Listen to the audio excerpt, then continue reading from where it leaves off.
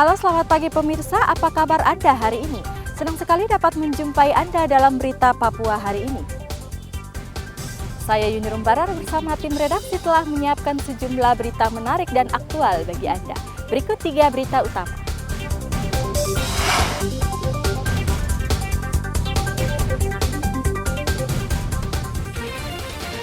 Kompor meledak, 4 rumah di Sentani, Kabupaten Jayapura terbakar.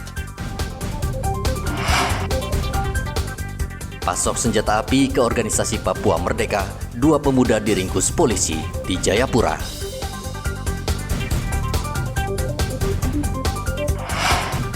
Dalang pembunuhan pria di hutan akhirnya diringkus polisi.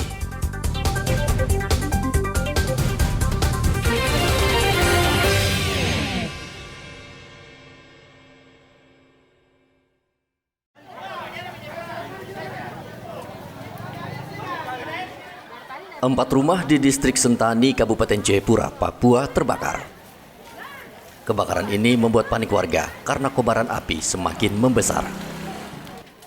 Kebakaran diduga akibat ledakan kompor gas dari salah satu rumah yang kemudian menimbulkan api dan cepat membesar. Damkar dan Polres Jayapura mengirim 2 mobil pemadam dan 1 mobil water cannon untuk memadamkan api agar tidak meluas. Warga berusaha membantu korban kebakaran menyelamatkan harta benda mereka, termasuk Juventus, salah seorang warga. Ia masih sempat mengeluarkan mobil dari salah satu rumah yang terbakar. Tidak ada korban jiwa dalam kebakaran ini, namun banyak harta benda milik korban yang tidak bisa diselamatkan, sehingga diperkirakan kerugian material akibat kebakaran ini mencapai ratusan juta rupiah. Ari melaporkan dari Kabupaten Jayapura, Papua.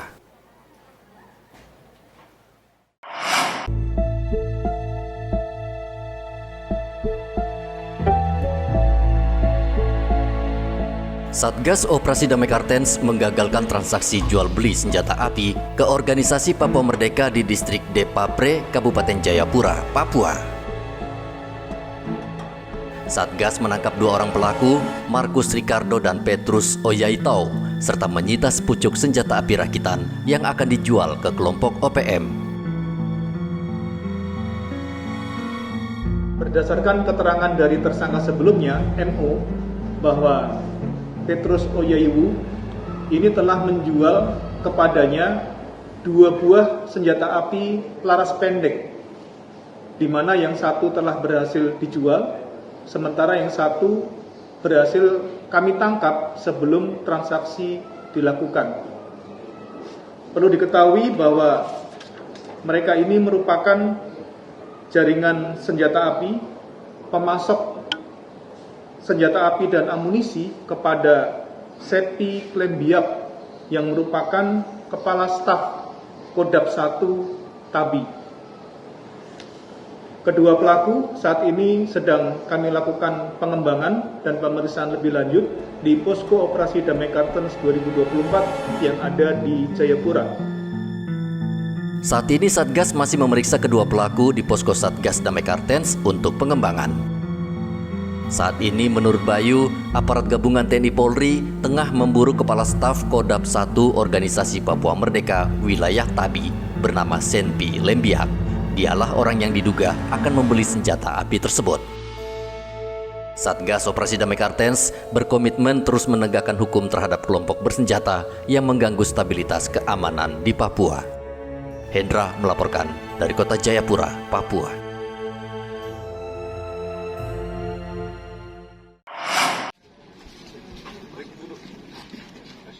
Satreskrim Polresta Manokwari membongkar sindikat penjualan emas palsu di Manokwari, Papua Barat dengan meringkus 2 pelaku. Dari hasil pemeriksaan terungkap, para pelaku berhasil mengelabui korbannya di 6 kantor pegadaian di Manokwari. Modusnya dengan menambahkan timah agar berat emas bertambah. Dari hasil penipuan tersebut, kedua tersangka berhasil meraup uang hingga 220 juta rupiah. Menurut catatan polisi, sejak Januari 2024, kedua pelaku sudah 20 kali menipu korbannya. Motif yang dipakai oleh mereka yaitu tadi sudah saya sampaikan, menambah berat emas itu dengan tembaga. Kemudian ini dilaksanakan sejak bulan Februari sampai dengan bulan Mei tahun 2024. Masih terkait dengan masalah ekonomi, alasan dari kedua pelaku ini melakukan tindakan tersebut. Kemudian uang atau yang berhasil didapat oleh mereka itu sudah sebesar 220 juta, ya.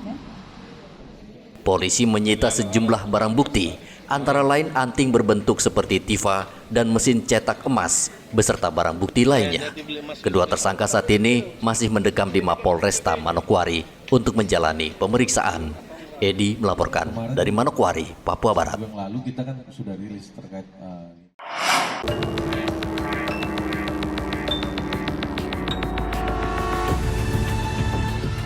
Aktor pembunuhan terhadap Yahya Sayori di hutan lindung Anggori Amban, Manokwari akhirnya ditangkap. Polisi menangkap tersangka di Kampung Emboisi, Distrik Tanah Rubuh, Manokwari, Papua Barat pada Rabu lalu. Saat ini ia mendekam di sel tahanan Polresta Manokwari. Dari hasil pemeriksaan, Wakapolresta Manokwari Kompol Agustina Sineri menyimpulkan tersangka merupakan dalang atau otak dari pembunuhan Yahya Sayori. Dalam aksinya, ia membayar orang lain untuk menghabisi korban. Didapatkan oleh para penyidik kami, itu telah disita BB berupa satu buah HP dari pelaku utama, yaitu yang berinisial SM tadi. Kemudian juga berhasil disita satu unit motor merek Smash dari pelaku yang sudah ditangkap duluan berinisial MT. Kemudian dari hasil penyidikan yang dilakukan juga, pembunuhan ini memang dilakukan secara berencana atau merencanakan pembunuhan itu terhadap saudara almarhum Yahya Sayori. Kemudian di dalam perencanaan itu juga saudara atau pelaku SM ini menjanjikan untuk memberikan uang, kemudian babi dan juga kain timur. Motif daripada pelaku yaitu dendam terhadap korban. Tersangka mengaku menghabisi nyawa korban lantaran dendam pribadi. motifnya melakukan tindak pidana pembunuhan itu adalah karena sakit hati. Jadi beliau ini melakukan balas dendam, begitu. Kalau sakit hatinya karena apa, nanti ya beliau punya urusan pribadi dengan yang bersangkutan, begitu. Yahya Sayori berusia 40 tahun tewas mengenaskan di hutan Anggori, Amban, Kabupaten Manokwari. Korban tewas dibantai 10 orang. 6 orang sudah ditangkap termasuk sang dalang yang sudah ditetapkan sebagai tersangka. Polresta Manokwari saat ini masih memburu 4 tersangka lain. Para pelaku diminta menyerahkan diri atau polisi akan mengambil tindakan tegas. Edi melaporkan dari Manokwari, Papua Barat.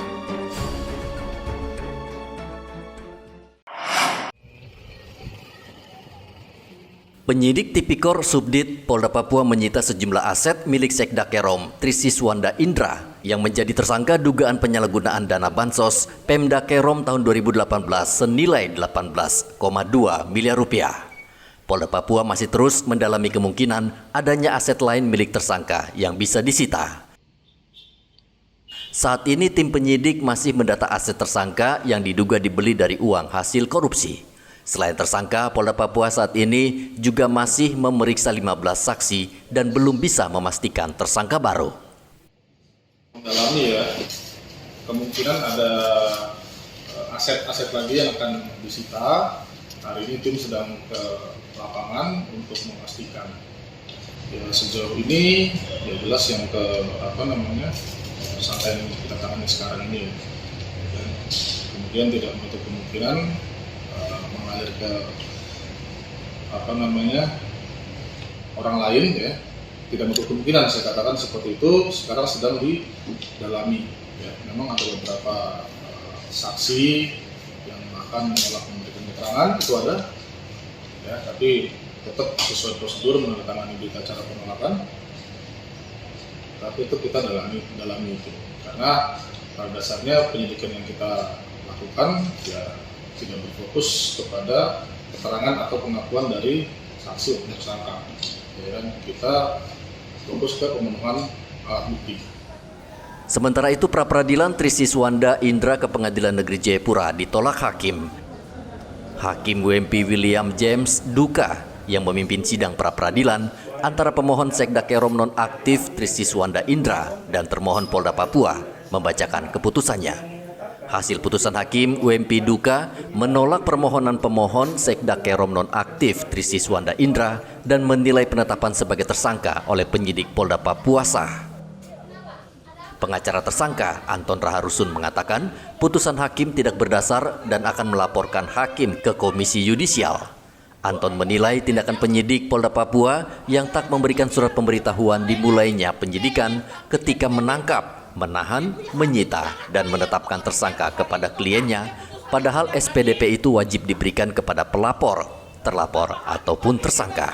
Terkait penangkapan itu sah, penahanan itu sah, penyitaan sah, penetapan tersangka sah. Ada hal yang sangat menarik untuk perlu dikomentari. Hari ini saya baru dengar di Pengadilan Negeri Jayapura oleh seorang hakim mengatakan bahwa surat pemberitahuan dimulainya penyidikan itu adalah tidak sah.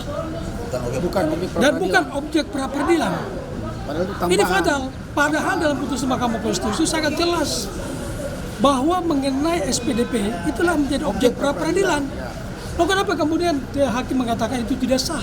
Bukan objek pra-peradilan. Atau bukan merupakan objek pra-peradilan sehingga dinyatakan tidak sah. Ini satu kekeliruan yang sangat besar dan ini sangat mencederai rasa keadilan daripada masyarakat. Ya kan? Jadi untuk apa putusan Mahkamah Konstitusi itu menyebutkan bahwa ada pranata baru di dalam objek pra-peradilan, ya, yaitu mengenai penetapan tersangka dan juga mengenai pemberitahuan dimulainya penyidikan. Kenapa demikian? Karena satu proses dimulainya penyidikan itu ada konsekuensi hukumnya.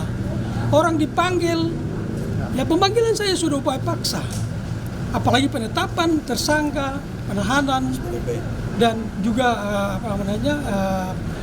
SPDP misalnya. Sekda Kerom Trisiswanda Indra belum lama ditangkap penyidik Polda Papua di kota Jayapura. Ia diduga terlibat korupsi penyaluran dana bansos Pemda Kerom tahun anggaran 2018 yang mencapai 18 miliar lebih saat menjabat Kepala BPKAD Kabupaten Kerom. Selain Trisiswanda, kasus ini juga menyeret mantan Bupati Kerom Muhammad Markum, namun kasus dihentikan karena yang bersangkutan sudah meninggal dunia. Arthur dan Epen melaporkan dari kota Jayapura, Papua.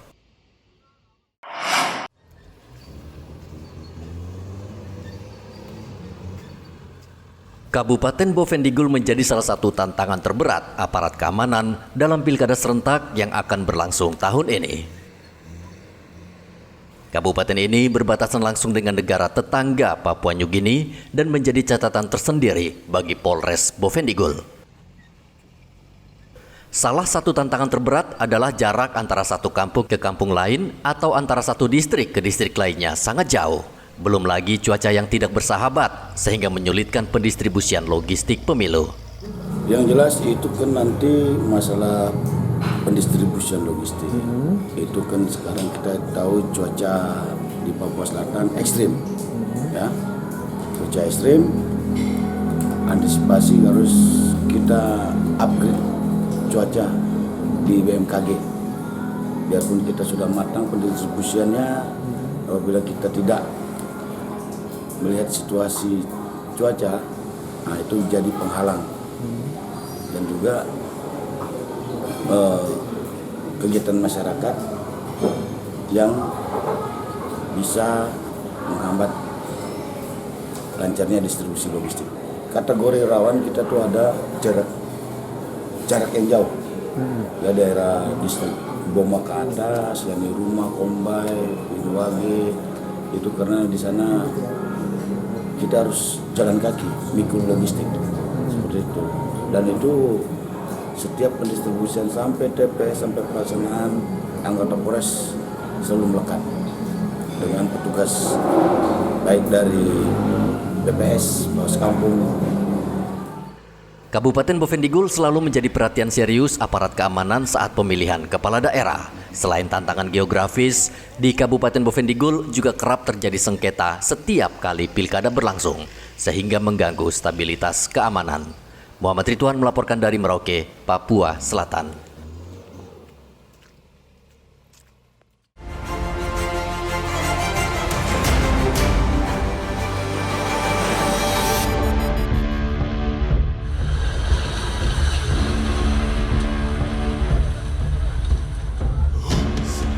Dua rumah di Jalan Sarmi, Kelurahan Yobe, Distrik AB Pura, terbakar. Warga yang panik sempat memadamkan api dengan peralatan seadanya. Mereka khawatir kobaran api semakin besar dan merembet ke rumah warga yang lain. Kebakaran terjadi karena pemilik rumah lupa mematikan lilin saat listrik padam. Kurang lebih 1,5 jam, api akhirnya berhasil dipadamkan.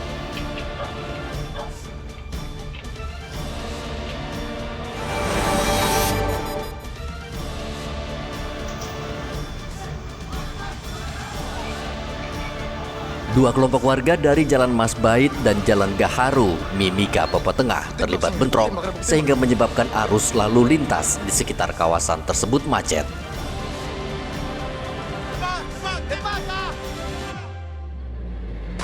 Polisi yang mendapat laporan langsung menuju lokasi dan membubarkan massa agar bentrokan tidak meluas.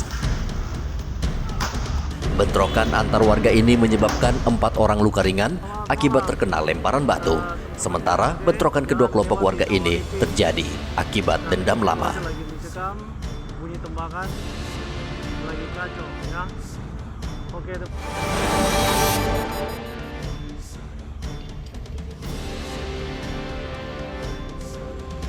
Matias harus berurusan dengan Polda Papua karena menganiaya Bribda Andi Zubair Rahman di halaman parkir rumah sakit Profita, Jayapura.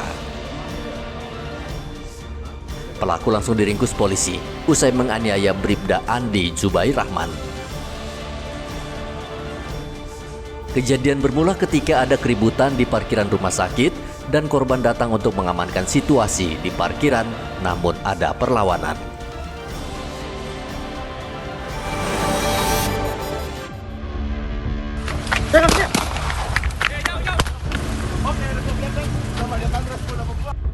Tim Resmob Jatanras Polres Rui menangkap 2 tersangka pencuri yang masuk dalam daftar pencarian orang. Polisi awalnya menangkap salah satu pelaku berinisial RT di seputaran Dok 2, Jayapura. Dari keterangan pelaku, polisi kemudian menangkap rekannya berinisial VR di Serui. Kedua pelaku melarikan diri setelah beraksi mencuri di Rumah Sakit Wanakawini di Kabupaten Kepulauan Yapen beberapa waktu lalu. Mereka membawa kabur ponsel dan 2 buah laptop.